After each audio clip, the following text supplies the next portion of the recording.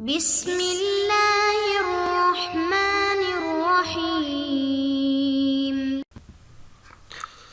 بسم اللہ الرحمن الرحیم الحمد للہ رب العالمین والصلاة والسلام علی رسولہ محمد وآلہ واصحابہ اجمعین اما بعد۔ حافظ ابن حجر رحمہ اللہ کے حالات کا سلسلہ جاری تھا۔ آج کے سبق میں ہم حافظ ابن حجر رحمۃ اللہ علیہ کے تصانیف کے بارے میں بتائیں گے۔ علامہ نور الدین عطر رحمۃ اللہ علیہ لکھتے ہیں مؤلفاتہ العلمیہ ابتدأ الحافظ ابن حجر في التصنيف منذ وقت الشباب ونستطيع بالبحث والتأمل أن نحدد ذلك بحوالي سنة 796 وتدل أوائل تصنيفاته على بداية عملية بارعة في التصنيف، فقد كان من أول كتبه كتابه القيم تغليق التعليق، جمع فيه الأحاديث المعلقة في صحيح البخاري وخرجها وبين الأسانيد الموصولة التي رويت بها في شتى المصادر الحديثية، وهو عمل عظيم يدل على براعة نادرة واستهذار وسعة اطلاع بعید المدى۔ حافظ ابن حجر رحمۃ اللہ علیہ نے جوانی میں تصنیف و تالیف کا سلسلہ شروع کیا تھا۔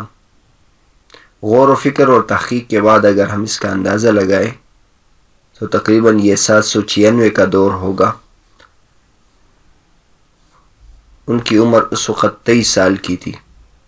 ان کی پہلی کتاب تغلیق التعلیق ہے جو تصنیف کے میدان میں ان کی کمال کی دلیل ہے۔ اس کتاب میں حافظ ابن حجر رحمۃ اللہ علیہ نے بخاری شریف میں موجود معلق حدیث کا ذکر کیا ہے اور دیگر حدیث کی کتابوں سے اس کی اسانید ذکر کی ہے۔ یہ ایک عظیم کام ہے جو ان کے کمال، ندرت، حاضر دماغی، وسعت علمی اور دور اندیشی کی دلیل ہے۔ تغلیق التعلیق 5 ضخیم جلدوں میں چھپی ہے۔ جس موضوع پر کتاب لکھی ہے اس کا چونکہ اصول حدیث کے ساتھ گہرا تعلق ہے، اس لیے تفصیل کے ساتھ اس کے بارے میں ذکر کرتے ہیں۔ معلق حدیث اس کو کہتے ہیں جس میں شروع سے سند منقطع ہو۔ اس میں محدث اپنے استاذ اور استاذ الاستاذ کو حذف کر دیتا ہے، اور اس کی ایک صورت یہ بھی ہوتی ہے کہ پوری سند حذف کر دے اور کہے مثلا عن ابی ہریرہ رضی اللہ عنہ۔ بخاری شریف میں اس طرح کی معلق روایات بہت زیادہ ہیں۔ محدثین کے اصطلاح میں معلق حدیث ضعیف کی قسم ہے، کیونکہ ایک راوی گر جائے تو حدیث ضعیف ہوتی ہے، تو یہاں تو بہت زیادہ راوی گرے ہوتے ہیں۔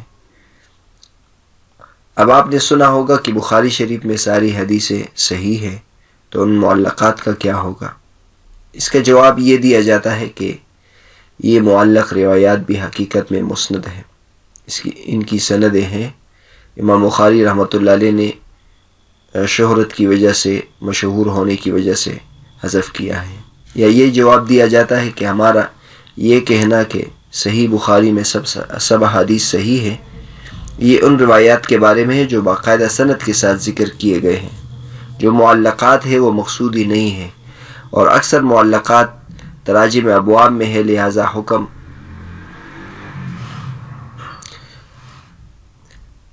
اس کے علاوہ کے اعتبار سے ہے۔ بہرحال حافظ ابن حجر رحمۃ اللہ علیہ نے اس موضوع پر تغلیق التعلیق کتاب لکھی ہے کہ بخاری شریف کی یہ معلق روایات بھی مسند ہے، ان کی سندیں ہیں۔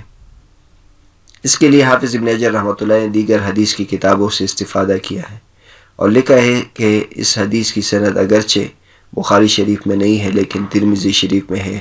مثلا یہ حدیث باقاعدہ سند کے ساتھ مروی ہے۔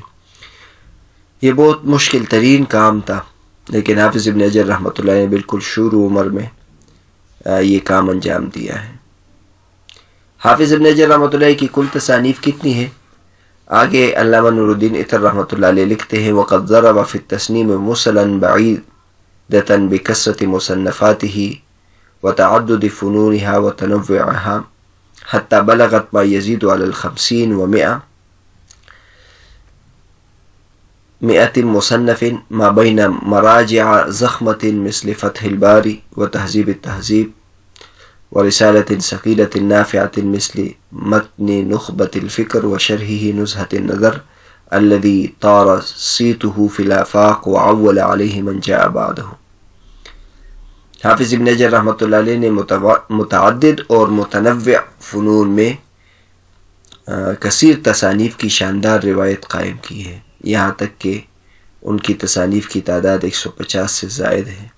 ان میں سے بعض ضخیم کتابیں ہیں جیسے فتح الباری، تہذیب التہذیب، اور بعض ایک رسالے کی شکل میں ہے جیسے نخبۃ الفکر اور اس کی شرح نزہۃ النظر، جس کی شہرت 4 دانگ عالم میں پھیلی ہوئی ہے۔ بعد کے لوگوں نے اسی پر اعتماد کیا ہے۔ حافظ ابن حجر رحمۃ اللہ علیہ کی تصانیف کی خصوصیت کیا ہے؟ آگے ڈاکٹر نور الدین عطر صاحب فرماتے ہیں کہ حافظ ابن حجر رحمۃ اللہ علیہ کی کتاب کی 2 خصوصیات ہیں۔ نمبر 1 الاتقان اور دوسری بات الافادہ۔ وہ لکھتے ہیں وامتازت مصنفاتہ بالاتقان والافادۃ التي لا توجد في غیرها۔ اتقان کا مطلب یہ ہے کہ جو بات بھی انہوں نے لکھی ہے وہ پکی ٹکی اور مضبوط ہے، اور الافادہ کا مطلب یہ ہے کہ ان کی کتاب اور ان کی تحریر سے نیا فائدہ ضرور ملے گا۔ اور واقع میں بھی یہ بات ہے کہ جب کسی موضوع پر کئی علماء کی شروحات دیکھ لیں، پھر اس کے بعد حافظ ابن حجر رحمۃ اللہ علیہ کی کتاب دیکھ لیں، تو اس کتاب میں نئی بات ضرور ملتی ہے۔ حافظ ابن حجر رحمۃ اللہ علیہ نے بہت زیادہ کتابیں لکھی ہیں۔ بعض کتابیں اس طرح بھی لکھی ہے کہ دیگر علماء کی کتابوں کو مختصر کیا ہے، لیکن اگر ہم اس مختصر کو بھی دیکھیں تو اس میں بھی جا بجا اپنے فوائد بیان کیے ہیں۔ بندہ نے حافظ ابن حجر رحمۃ اللہ کی بہت کتابوں کا مطالعہ کیا ہے، میں نے یہ 2 باتیں ان کی کتابوں میں بہت دیکھی ہیں۔ آگے نور الدین عطر صاحب رحمۃ اللہ علیہ فرماتے ہیں وَكَانَ كَثِيرَ الْمُرَاجَعَةِ لَهَا وَالْمُرَاجَعَةِ لِنَفْسِهِ خلافا لما يفعله بعض العصريين من التعالم بالتصميم على الاسم والإصرار على الرأي الشاذ المخالف للسنة الصحيحة والإجماع۔ حافظ ابن حجر رحمۃ اللہ علیہ اپنی کتابوں اور اپنے افکار پر بہت زیادہ نظر ثانی کرتے تھے، بخلاف اس زمانے کے بعض اہل علم کے جو گناہ کے کام پر پختہ رہتے ہیں اور شاذ رائے پر جو سنت صحیحہ اور اجماع کے خلاف ہے اس پر اصرار کرتے ہیں۔ حافظ ابن حجر رحمۃ اللہ علیہ جس طرح اپنی تحریرات پر نظر ثانی کرتے تھے، اس طرح خود اپنی بھی مراجعات کرتے تھے، یعنی اپنے افکار جو پہلے لکھے ہیں وہ غلط تو نہیں، اس پر بھی نظر ثانی کرتے تھے۔ شیخ نور الدین عطر صاحب فرماتے ہیں کہ یہ تو اکابر علماء کا حال ہے، اور ایک ہمارے زمانے کے محققین کا حال ہے جو دن بدن نئی کتابیں تحریر کرتے ہیں اور پھر اس پر سختی کے ساتھ ڈٹے رہتے ہیں، اس میں اصلاح اور حذف کے لیے بالکل تیار نہیں ہوتے، چاہے اس میں اجماع اور سنت صحیحہ کی مخالفت کیوں نہ ہو۔